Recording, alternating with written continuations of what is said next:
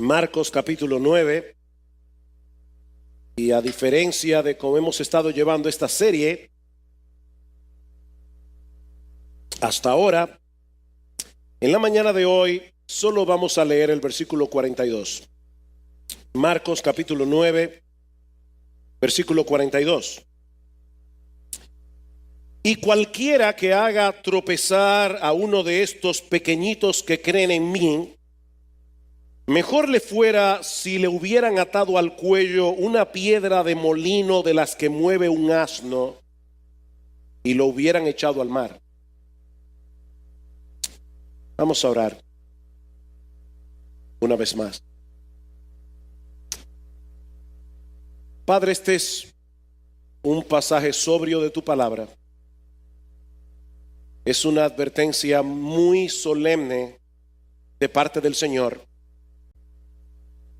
Y nosotros queremos que tú prepares nuestros corazones para recibir esta palabra con mansedumbre. Que tú quites de nosotros cualquier prejuicio, cualquier anhelo de autojustificación. Y que tú obres poderosamente, Señor, a través de tu palabra. Porque te lo pedimos en Cristo. Amén. En el capítulo 10 del Evangelio de Juan, no tienen que buscar ese texto ahora, pero el Señor Jesucristo se presenta a sí mismo como el buen pastor de las ovejas que vino a dar su vida para que nosotros tengamos vida. Que vino a dar su vida para que nosotros tengamos vida en abundancia, dice el texto. Y esa palabra significa literalmente excepcional, o si quieren ponerlo de otra manera, mejor de lo que yo esperaba. La vida que Cristo nos ofrece en el Evangelio no es meramente una especie de póliza de seguro que nos garantiza que iremos al cielo después de la muerte.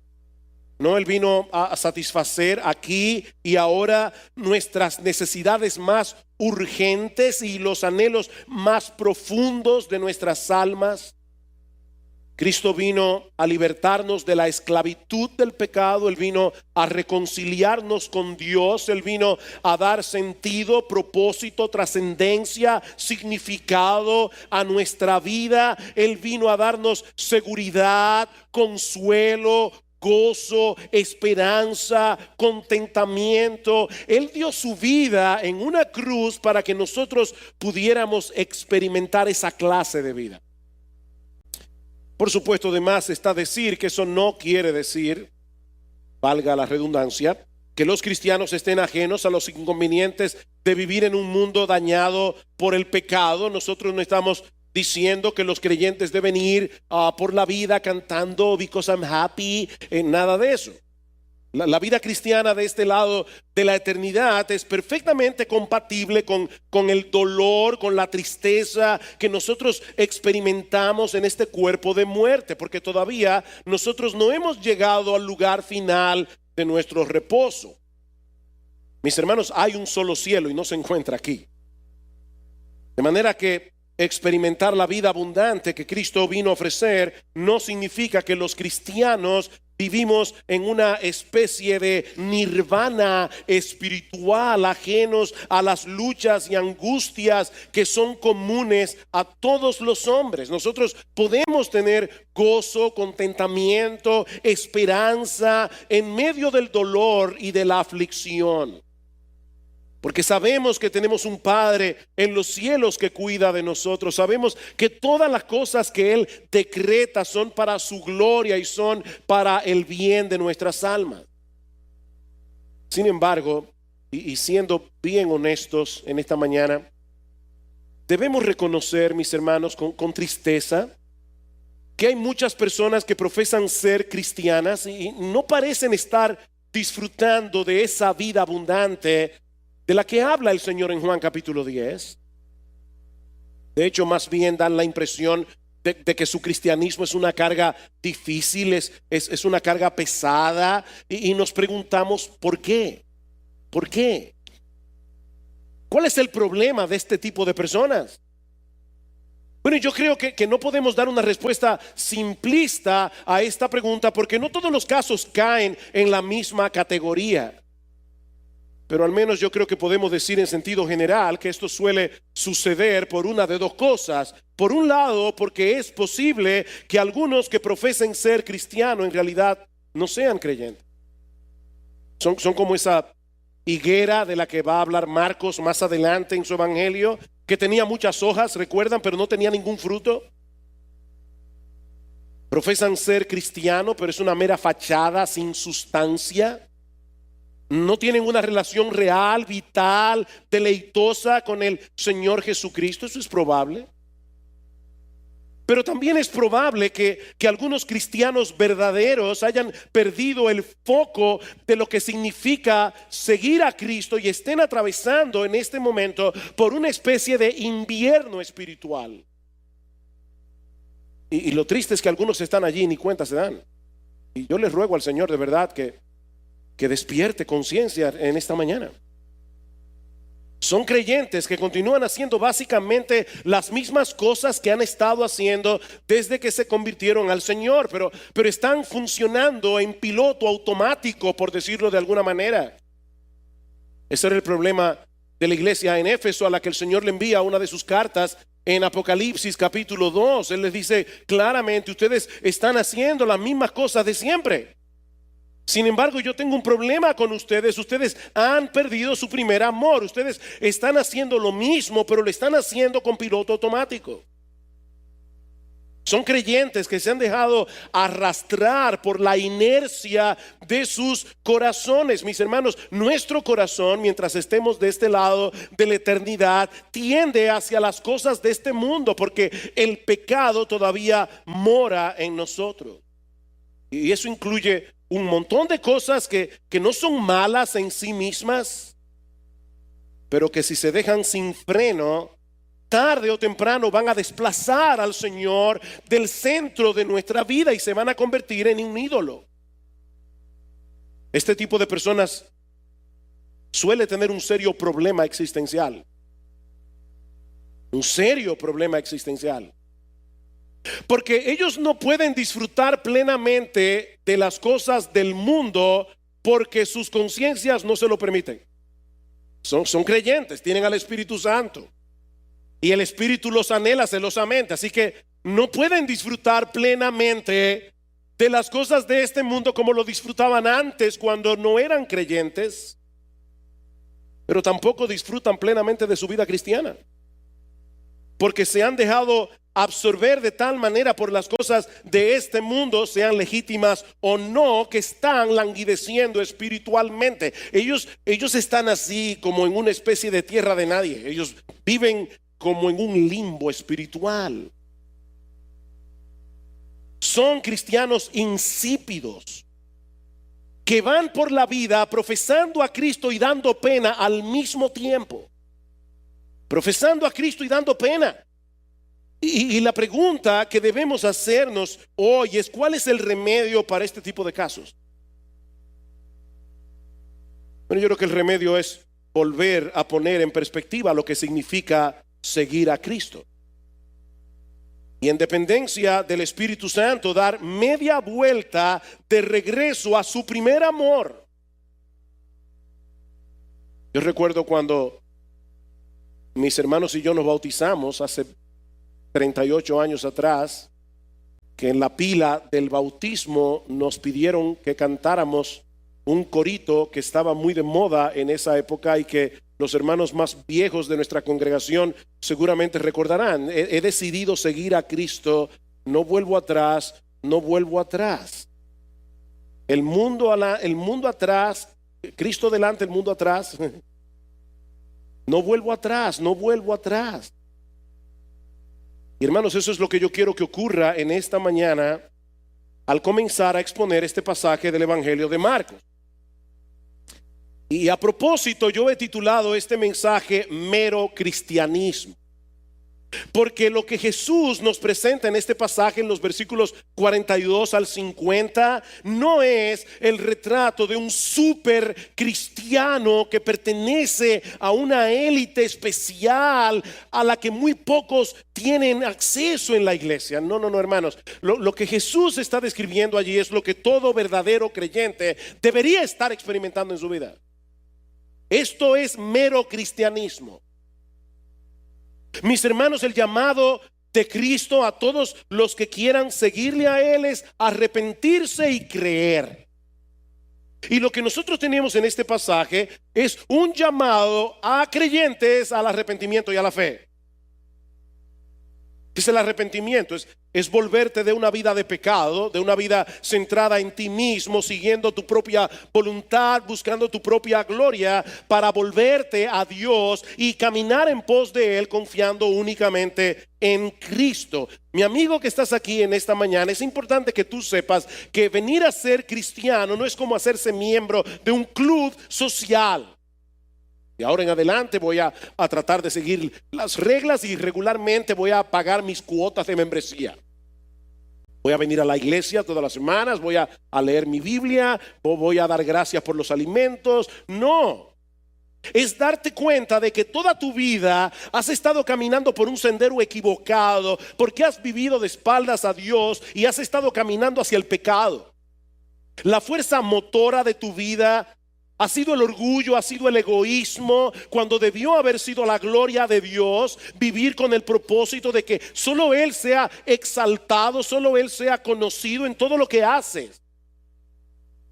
Arrepentirse es darte cuenta de que has estado equivocado. Es tomar la decisión de volverte hacia Dios, confiando únicamente en Cristo para el perdón de tus pecados. Es decidir renunciar a tu orgullo, renunciar a tu egoísmo para vivir para Él. Es levantar una bandera blanca de rendición hacia Dios y al mismo tiempo declararle la guerra al pecado. Eso es arrepentirse.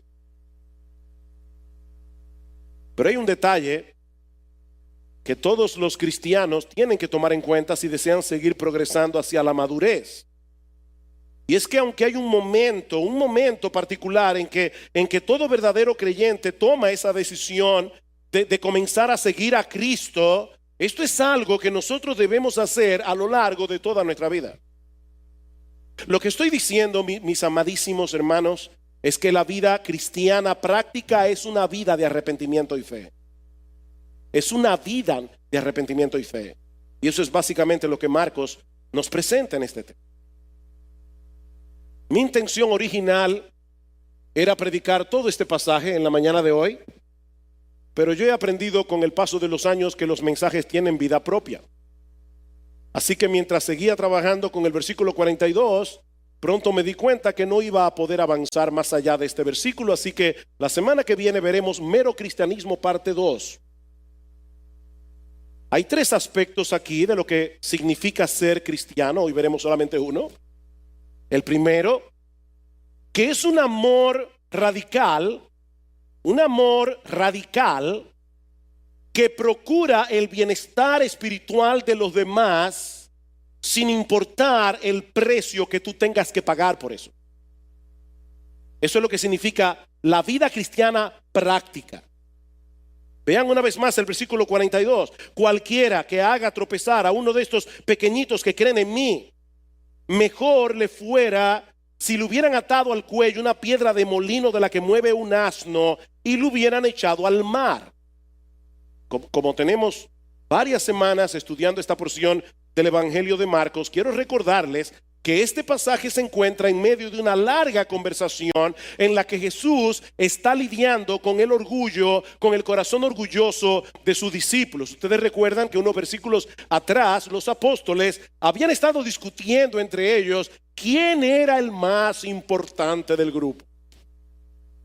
Y en el versículo anterior al que estamos estudiando ahora, los versículos anteriores, Juan le confiesa al Señor, acaba de confesarle al Señor que ellos se habían topado en el camino con una persona que en el nombre de Cristo estaba echando fuera demonios, y dice que ellos se lo prohibieron. ¿Y cuál fue la razón de la prohibición? Que ellos no eran parte del club, ellos no eran parte del grupo. Y es en ese contexto que surge la advertencia del Señor en el versículo 42 que acabamos de leer. Porque el mismo principio pecaminoso que produce rivalidad y envidia ministerial es el mismo principio que produce los tropiezos.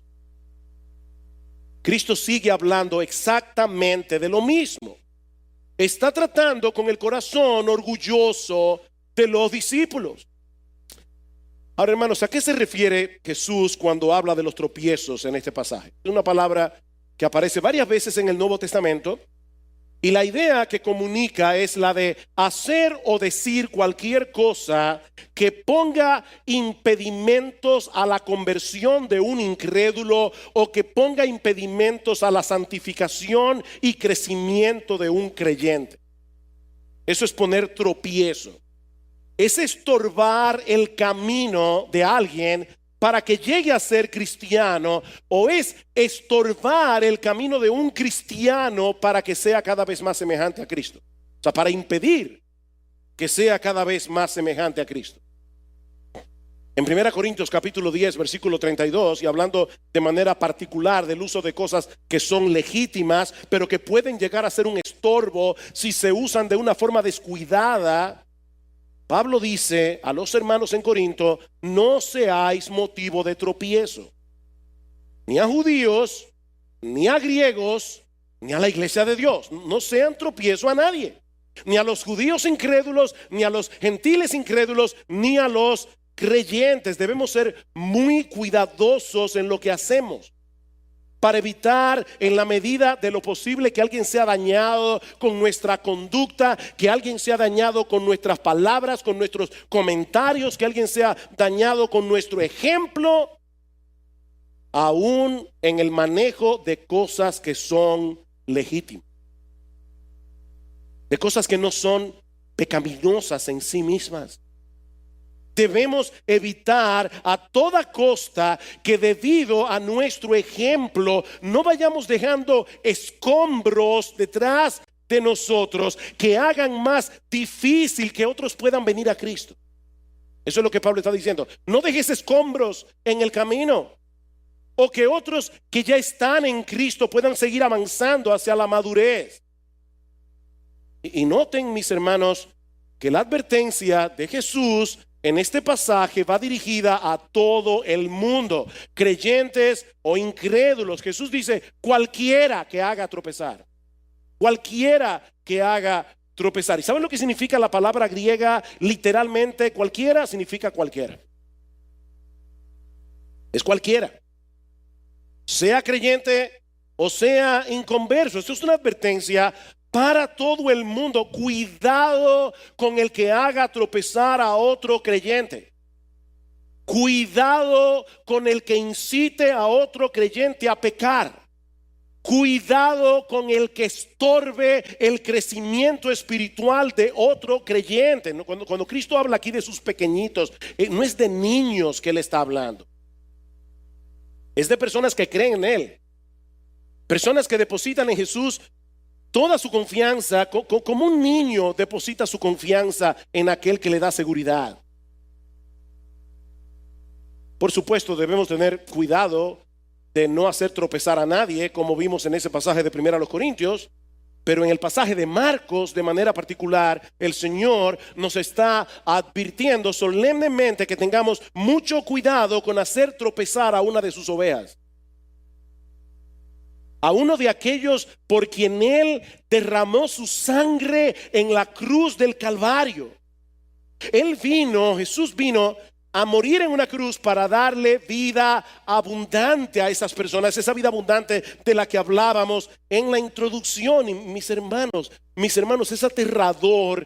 Y créanme, una vez más, yo sé que yo digo eso mucho, pero no estoy usando las palabras por usar palabras porque suenan impactantes. No, es porque son palabras que comunican lo que yo quiero comunicar. Es aterrador pensar que cualquiera de nosotros podamos estar trabajando en contra de Jesús.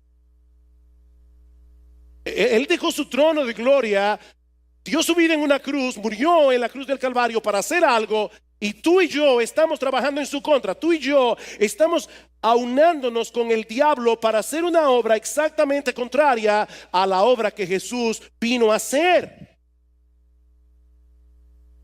Es aterrador pensar que nosotros estamos dejando escombros en el camino para hacer más difícil que otros creyentes puedan avanzar. Esto es algo tan terrible a los ojos de Dios que Cristo dice aquí que fuera mejor para esa persona si antes de haber llegado a hacer eso se le hubiera atado en el cuello una piedra de molino de la que mueve un asno y haber sido arrojado en lo profundo del mar. Así de serio es esto. En los días del Señor, los molinos tenían dos piedras circulares para triturar el grano. La piedra de arriba tenía un hueco en medio y giraba sobre la piedra de abajo empujada por un burro. Era una piedra inmensamente grande que podía llegar a pesar hasta 1,5 toneladas. No estamos hablando de cualquier cosa. Y lo que el Señor está diciendo aquí es que hacer tropezar a otro es un pecado tan grave que hubiera sido mejor para esa persona haber muerto previamente de una muerte tan horrible como esa antes de llegar a cometer una acción tan detestable y aborrecible a los ojos de Dios. Mira, hubiera sido mejor que te pusieran 2 botas de cemento y te hubieran arrojado en lo profundo del mar. Y noten que él no dice que esa persona debió haberse colocado una piedra de molino en el cuello y haberse arrojado él mismo. Eso sería suicidio. No, el Señor no está promoviendo el suicidio. Lo que Jesús está diciendo aquí es que hubiera sido mejor para esa persona que lo hubieran arrojado en el fondo del mar con una piedra de molino en el cuello. Este era un castigo que los romanos reservaban para sus peores enemigos. Era un castigo bárbaro. Y el Señor dice que sería mejor padecer esa clase de castigo antes que sufrir el castigo de Dios por haber hecho caer en pecado a alguno de sus hijos o haber entorpecido su crecimiento espiritual. Repito, hermanos, esto es serio. Este es el tipo de advertencia que nadie debe tomar a la ligera. Y lo que sorprende de este texto es que el Señor está haciendo esta advertencia, no lo olviden, a sus propios discípulos. A sus propios discípulos. Vean una vez más los versículos 35 al 37 que estudiamos la semana pasada, cuando ellos estaban discutiendo quién de nosotros es el mayor. Sentándose, llamó a los 2 y les dijo: si alguno desea ser el primero, será el último de todos y el servidor de todos. Y tomando a un niño, lo puso en medio de ellos, y tomándolo en sus brazos les dijo: el que reciba a un niño como este en mi nombre, a mí me recibe. El que me recibe a mí, no me recibe a mí, sino al que me envió. El Señor está tratando con el orgullo que se estaba manifestando en la relación entre ellos. Y les dice que el camino para llegar a ser grande en el reino de Dios, ¿saben cuál es? Ocupar el último lugar y servir a todo el mundo. Ese es el camino para llegar a ser grande. O si quieren ponerlo de otro modo, es un camino de humildad que se manifiesta en servir a otros simplemente porque son de Cristo. Lo que el Señor quiere hacerle ver a sus discípulos es que debido a la relación que nosotros tenemos con Él, estamos unidos a Él. El que le sirve a uno de los suyos, por ser uno de los suyos, en realidad le está sirviendo a Cristo. Está sirviendo a Cristo. Todo cristiano que recibe a otro cristiano y le sirve, está recibiendo y está sirviendo a Cristo, porque Él vive en nosotros. No podemos aislar a Cristo de los cristianos. Es lo mismo que nosotros vemos en esa escena que nos presenta Jesús del día del juicio en Mateo capítulo 25. ¿Recuerdan cómo Él va a llamar a los justos y les va a decir: entren al reino preparado por vuestro padre, porque tuve hambre y me diste de comer, tuve sed y me diste de beber, todo lo demás. Y los justos le dirán: Señor, ¿y cuándo nosotros te hicimos todo eso? Y dice: respondiendo el rey les dirá: en verdad os digo que en cuanto lo hicisteis a uno de estos hermanos míos, aún a los más pequeños, a mí me lo hiciste. A mí me lo hiciste. Pero hermanos, esto también funciona a la inversa. Cuando alguien le hace daño a un cristiano, es contra Cristo mismo que está pecando. Eso fue lo que el Señor le hizo ver a Saulo de Tarso antes de que llegara a ser el apóstol Pablo. Jesús se le presenta en el camino a Damasco y le dice: Saulo, Saulo, ¿por qué me persigues? Y Pablo le pregunta: Señor, ¿quién eres? Y él le dice: yo soy Jesús. Yo soy Jesús a quien tú persigues. Es tal la identificación de Cristo con su pueblo que perseguir a la iglesia, hacerle daño a la iglesia, atentar contra la iglesia, es perseguir a Jesús, es atentar contra Jesús. De manera que cuando un creyente le pone tropiezo a otro creyente, está cometiendo un pecado contra Cristo mismo de enormes proporciones. Y hermanos, hay muchas maneras de hacer eso. Hay muchas maneras de hacer eso.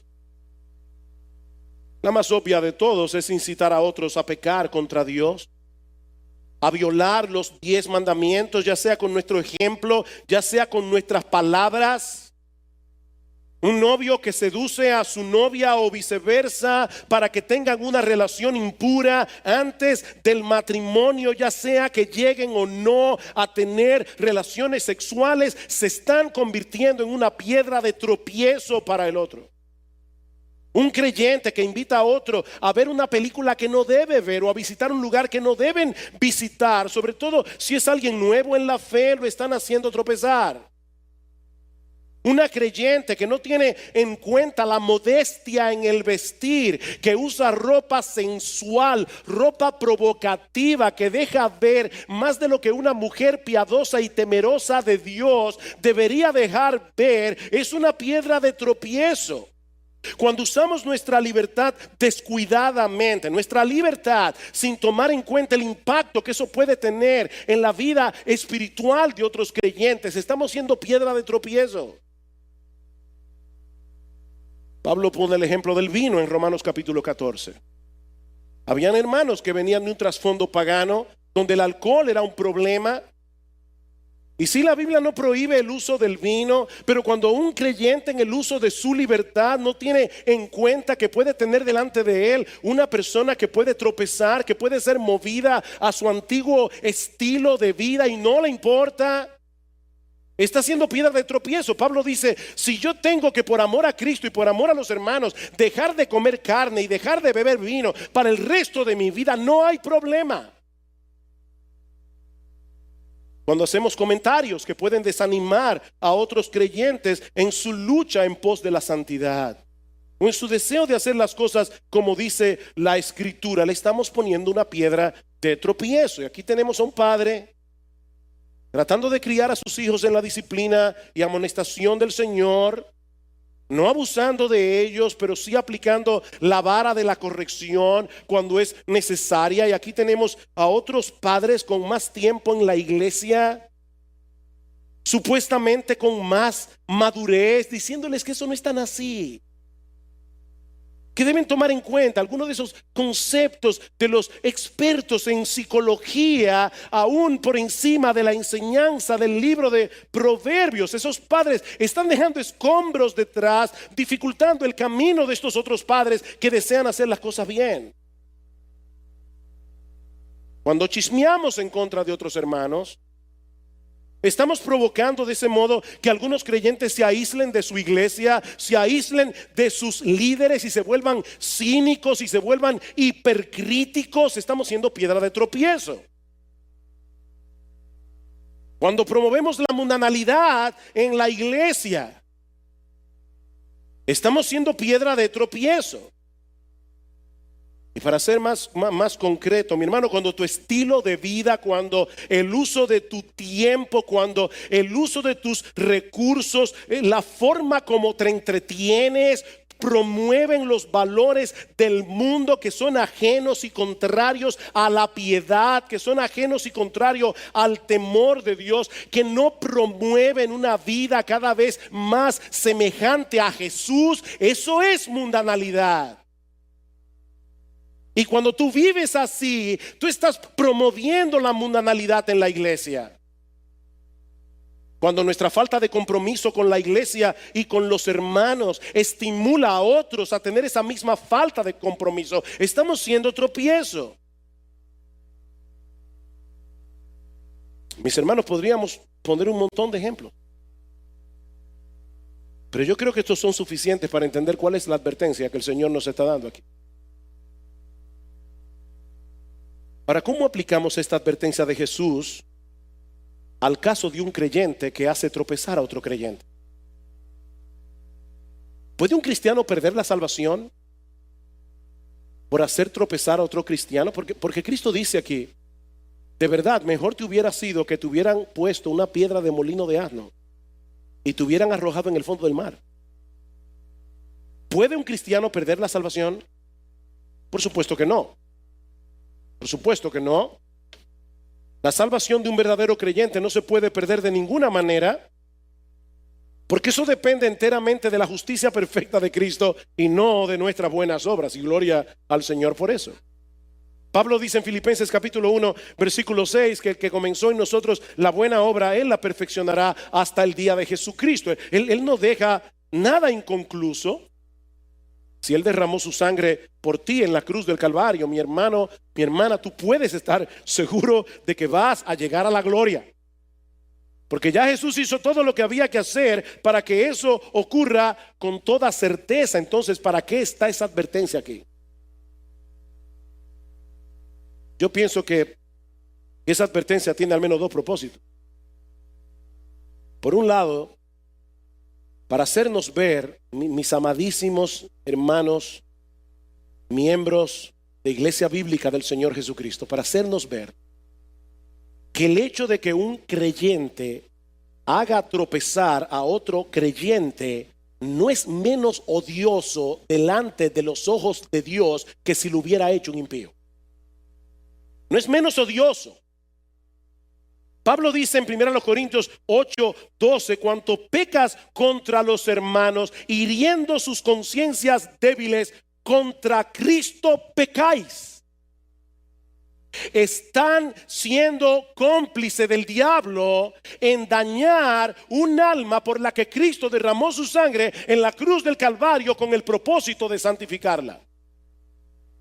¿Recuerdan Efesios 5? Maridos, amad a vuestras mujeres así como Cristo amó a la iglesia. Cristo amó a la iglesia y se entregó a sí mismo por ella para santificarla. Y tú te estás aliando con el diablo para que ocurra en la vida de esa persona algo contrario, para que él sea más mundano, para que él sea menos piadoso, para que él le tema menos a Dios, para que ame menos a la iglesia, para que ame menos a los líderes, para que ame menos a los hermanos, para que viva una vida menos obediente.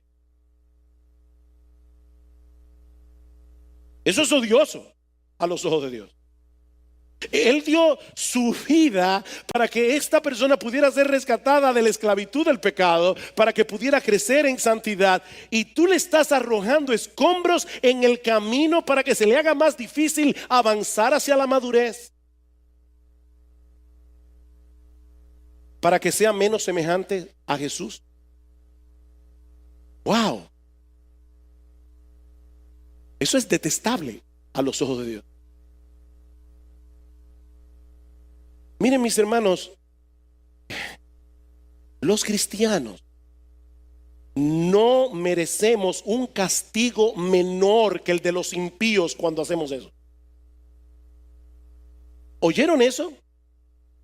Los cristianos no merecemos un castigo menor que el de los impíos cuando hacemos eso. Gracias al Señor que Él pagó por todos nuestros pecados en la cruz, si somos creyentes, aunque eso no evita la disciplina de Dios. Pero Él pagó por nuestros pecados, incluyendo el pecado de hacer tropezar a otros. Pero mis hermanos, de ninguna manera podemos tomar ese pecado a la ligera. Eso es lo que Cristo nos está haciendo ver aquí. Esto es algo odioso, es algo detestable, es algo abominable, es algo horrible a los ojos de Dios. Pero yo creo que hay otra razón adicional de por qué esa advertencia está ahí. Si una persona está viviendo descuidadamente, poniendo tropiezo a otros sin que eso perturbe su conciencia, sin que se arrepienta de su pecado, amparada en que esa es su libertad en Cristo, es muy probable que esa persona esté yendo camino al infierno. Es muy probable que esa persona esté yendo camino al infierno pensando que es un creyente y no lo es. Escuchen lo que sigue diciendo el Señor en los versículos 43 al 48 que vamos a estudiar la semana que viene.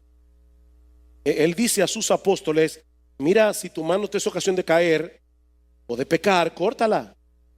Córtala, porque te es mejor entrar en la vida manco que teniendo las dos manos ir al infierno, al fuego inextinguible. No olviden que ahí había uno que parecía ser del grupo y no era del grupo. Se llamaba Judas y terminó en el infierno. Judas no tomó en serio esta advertencia y él estaba allí.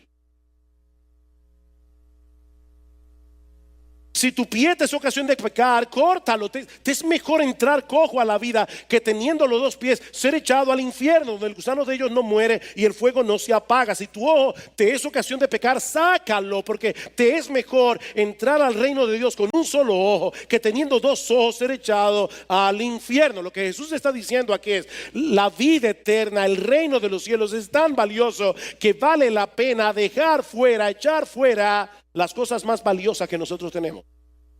Él no está enseñando aquí que nos mutilemos. Él no está enseñando literalmente que nos saquemos los ojos. Él está enseñándonos aquí que el discipulado tiene un costo.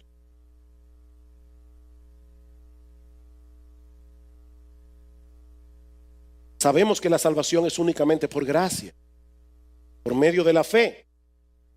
De hecho, esta tarde creo que el pastor Salvador va a estar predicando acerca de la relación de la fe y las obras. Hermanos, la Biblia dice que una fe que no produce obras es una fe que está muerta.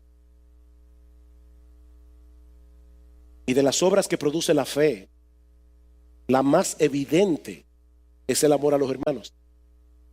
Porque tú puedes decir que tú amas a Dios, pero como Dios no se ve, es muy fácil decir eso. La prueba más evidente de que tú amas a Dios es que tú amas a los hermanos. Primera de Juan capítulo 3. Nosotros sabemos que hemos pasado de muerte a vida en que amamos a los hermanos. El que no ama a su hermano permanece en muerte. En esto hemos conocido el amor, en que Él puso su vida por nosotros. También nosotros debemos poner nuestras vidas por los hermanos. Es un amor radical. Amados, amémonos unos a otros, porque el amor es de Dios. Primera de Juan 4. Todo aquel que ama es nacido de Dios y conoce a Dios. El que no ama no ha conocido a Dios, porque Dios es amor. Primera de Juan 4:20. Si alguno dice yo amo a Dios y aborrece a su hermano, es un mentiroso. Pues el que no ama a su hermano a quien ha visto, ¿cómo puede amar a Dios a quien no ha visto? Y nosotros tenemos este mandamiento de Él: el que ama a Dios, ame también a su hermano. A final de cuentas, lo que nosotros tenemos en Marcos capítulo 9, versículo 42, si lo vemos positivamente, es un llamado a amar a nuestros hermanos en la fe, haciendo todo lo que esté a nuestro alcance para que sigan creciendo a la imagen de Jesús. Todo lo que esté a nuestro alcance. No se trata simplemente de dejar de hacer cosas que pueden ser de tropiezo a otros. No, este es un llamado a amar a los demás con un amor radical, al punto de negarnos cosas que pueden ser legítimas, al punto de cambiar nuestros planes porque queremos promover el bienestar espiritual de nuestros hermanos, y todo eso con la motivación de amor a Cristo, porque amamos a Cristo. Y es aquí donde se conecta la vida abundante de la que hablábamos al principio con toda esta sección del Evangelio de Marcos. Recuerden que en el contexto de este pasaje, el Señor está lidiando con el orgullo de los discípulos. ¿Saben qué es lo que provoca el que un cristiano sea de tropiezo a otros? En la mayoría de los casos es su orgullo y su egoísmo. Es su orgullo y su egoísmo. Yo tengo derecho a hacer esto o aquello. Es mi libertad, sin importarle el impacto que eso puede tener en la vida de otros, como si su cristianismo fuera un asunto privado. Un cristianismo que no afecta a nadie. Mira, mi hermano, mientras más te dejes absorber por ese patrón de vida independiente y egocéntrico, en esa misma medida vas a languidecer espiritualmente. Estás manifestando un preocupante decaimiento en tu amor a Cristo, que se está manifestando en tu falta de amor y de interés por el bienestar de tus hermanos. Pero es amor a Cristo, es tu amor a Cristo lo que ha decaído. Yo quiero ser bien concreto hoy en la mañana. En el mes de agosto vamos a estar celebrando esta conferencia que hemos anunciado, Sanados por la Palabra. Ya decíamos que el deseo de los pastores es ayudar a los miembros de esta iglesia y obviamente de otras iglesias para que puedan tratar mejor con su propio corazón y estar mejor equipados para tratar con el corazón de otros para servir a otros. Déjame hacerte una pregunta. ¿Cuál es tu reacción cuando se llevan a cabo este tipo de eventos? ¿Cuál es tu reacción? Mi punto no es ahora mismo si tú vas a participar o no de la conferencia. Yo sé que hay factores que pueden impedir que alguien asista a la conferencia, factores que espero que realmente sean de fuerza mayor. Pero lo que yo estoy tratando de hacer ahora mismo es ayudarte a examinar tu corazón. Es ayudarte a examinar tu corazón. Mi pregunta a ti a la luz de esta conferencia es esta.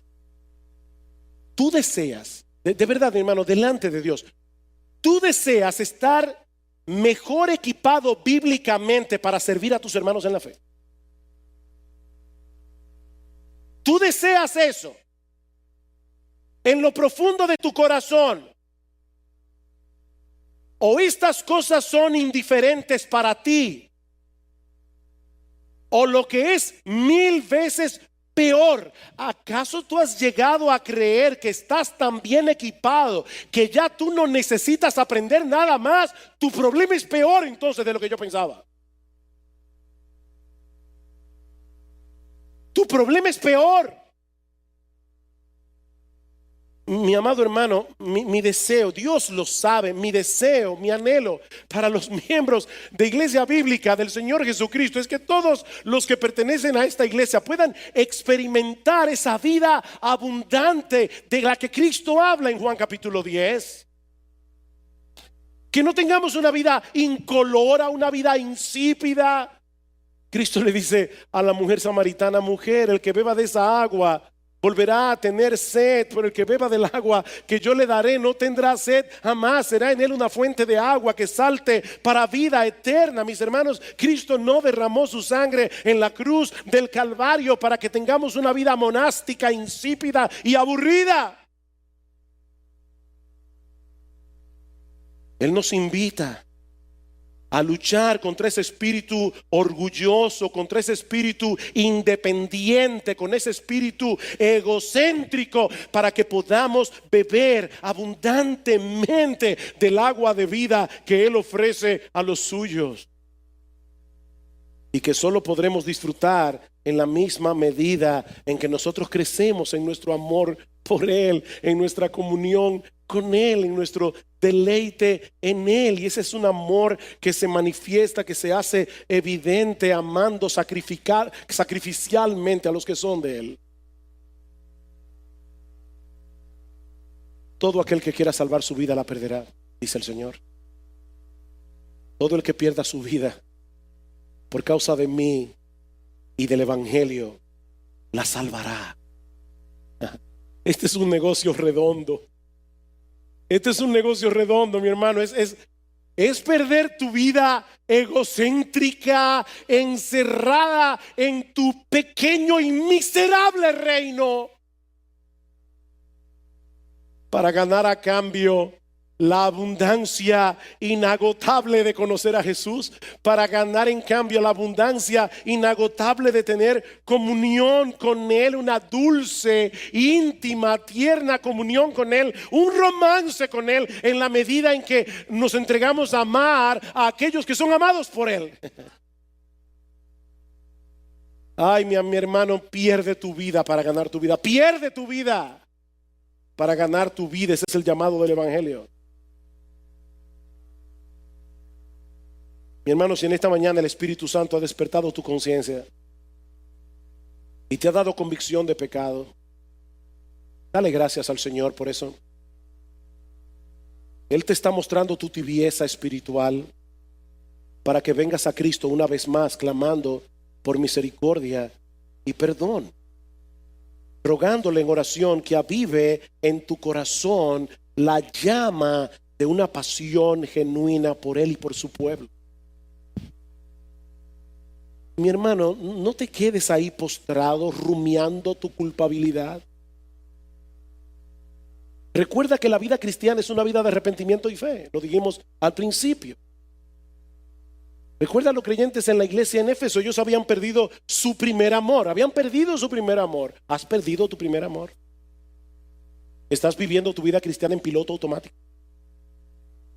Entonces escucha lo que Jesús les dice. Jesús siguió lidiando con ellos. Dice: recuerda por tanto de dónde has caído. Recuerda por tanto de dónde has caído y arrepiéntete. Arrepiéntete, haz las primeras obras. Porque si no, vendré pronto a ti y quitaré tu candelero de su lugar si no te hubieres arrepentido. Lo que Jesús está diciendo es: todavía hay tiempo para volver. Todavía hay tiempo. No te quedes encharcado en ese peligroso estado de tibieza espiritual que no solo te afecta a ti, afecta a toda la iglesia. Y si tú estás aquí sin Cristo en esta mañana, mi amigo, yo te invito de todo corazón a que levantes tu bandera blanca de rendición. Ríndete ante el Señor. No sigas peleando con Él. No vas a vencer en esa lucha. Levanta tu bandera de rendición. Ven con la disposición a divorciarte de tu vida de pecado, sabiendo de antemano que no podrás hacerlo de ninguna manera a menos que dependas enteramente de Él. Mi amigo, no trates de enderezar tu vida primero antes de venir a Cristo. No hagas eso. No trates de enderezar tu vida antes de venir a Cristo, porque no podrás hacerlo sin Él. La invitación del Evangelio es: ven así como estás, pidiéndole que perdone tus pecados, pidiéndole que transforme tu corazón, confiando únicamente en la obra de redención que Cristo llevó a cabo en la cruz, muriendo por pecadores. Amigo mío, ampárate hoy en su promesa de que ninguno que venga a Él buscando perdón y misericordia será echado fuera. Las puertas del reino están abiertas para ti, de par en par.